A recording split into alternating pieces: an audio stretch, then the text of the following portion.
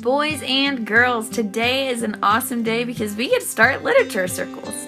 You might be wondering, what are literature circles? But I'm about to explain everything. Literature circles are when small groups of students read and discuss a piece of literature in depth.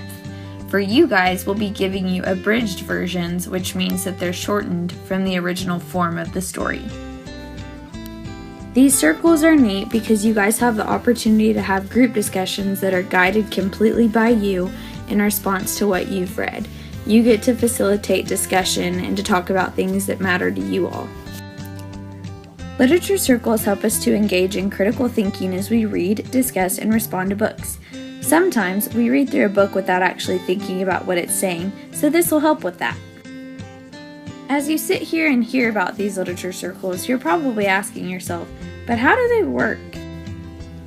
In our class, you guys will be broken into groups of 4 to 5 based on the books that you thought were interesting. Once you guys have been broken up into your groups, you'll begin reading chapters 1 through 4 of your book. It's really important today and every day that you pay close attention and think about what you're reading because you're going to be having group discussions about this.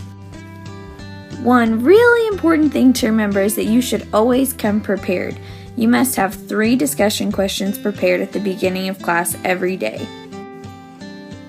Your discussion questions that you prepare will be graded at the beginning of each class period, and you'll be randomly selected to share your questions with your group. If you feel stuck on what types of questions to ask, here's some examples. What is the setting of the book? How does it add to or take away from the story? What do you think the author wants you to learn from reading this story? What's the main conflict that's happening? How does the character remind you of yourself, another character, or someone you know? Can you relate to the main character's conflicts or problems? Which character do you like the least and why? We will spend half of the class period having group discussion on Padlet, and the other half of class will be used for reading. We want you all to have plenty of time to read your books, and we also want you to be able to have really in-depth discussions.